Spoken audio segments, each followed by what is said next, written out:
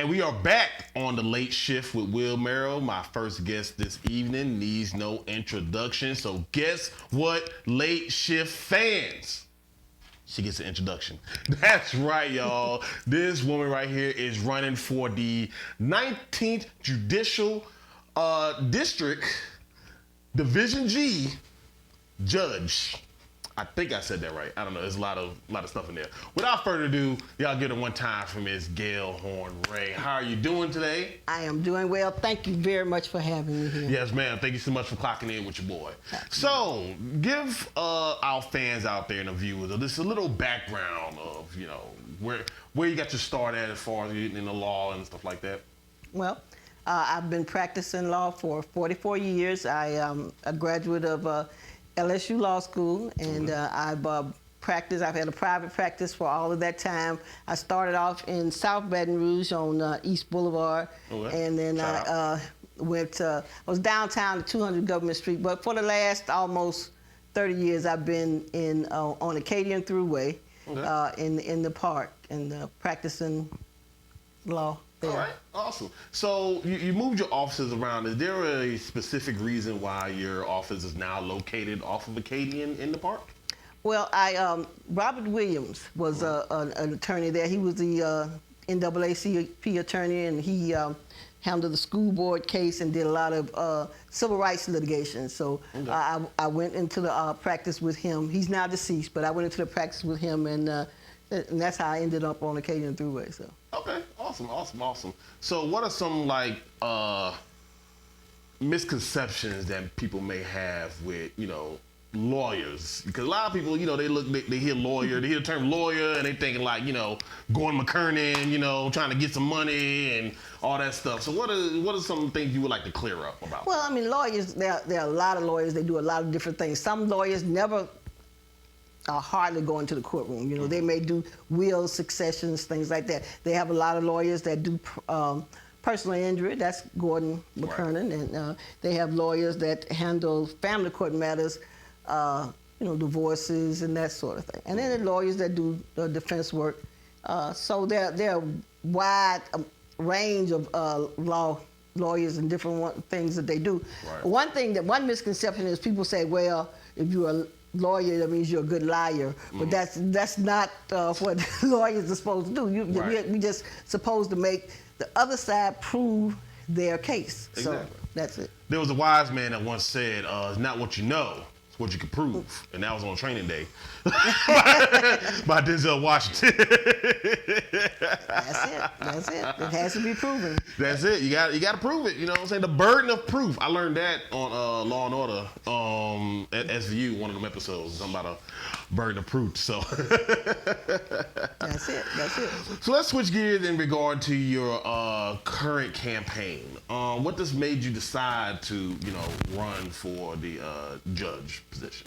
Well, enjoyed practicing, and I had been asked a number of times to run, and I like to see change come about, and I had practices in Judge Dassau's court, and I saw some of the things that he had started trying to do, and when he passed, it was such a shock for everyone, and I decided, well, I could pick up the mantle and go from there and try to institute some of those changes. And having the experience that I had for being around so long, I thought I would be good at that. So Right.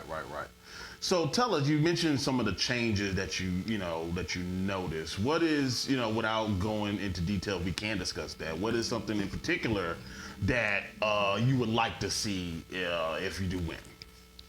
Well, I would like to see us deal with people's mental health. I think that what I've seen a lot, people get in trouble because they have mental health issues. Sure. And our solution to mental health issues a lot of times it seems to be we stick them in jail. Right. But that's not a solution. And I think we don't have the money to put into it.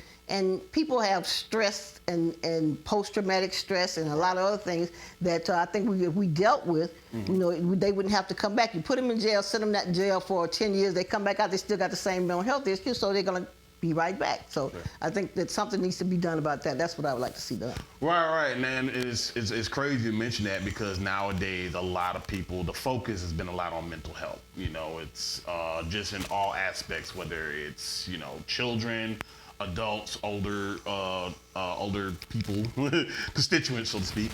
And, you know, it is something that should be brought to the forefront. It is something that we should be focusing on. And there are other alternatives besides, like you said, sticking them in jail or hitting them with a rap sheet and stuff like that. So I can appreciate the fact that that's something that you would like to see and become a catalyst for the change in that. Yes, absolutely. And sometimes our own family members won't recognize. They say, "Oh, that boy done wrong with him," or, Right. you know, something like that. And having gone through the pandemic with people, you know, staying at home, not going, so there's a lot of stress for people and children as well. So you know, sometimes we need to stop and take a look at what's causing the problem. Right. Now, speaking of the pandemic, you know, since COVID hit, a lot of things, a lot of proceedings have changed. Has the watch this, adjudication process. Ooh, I Googled. Has that changed? And do you plan on, using some of that changes in your tenure as judge? Well, see, during the pandemic, they did change some things. They let people appear by Zoom and that and stuff like that. Well, you can't have a trial by Zoom that because you got the right to face your accusers. So, sure. But some things can be done by Zoom, and I think that was beneficial. They've done a lot less paper now. They're doing more electronic things, which are good. You know, you have to get kind of used to it. I tell them when I started, they were using carbon paper. So now we moved along.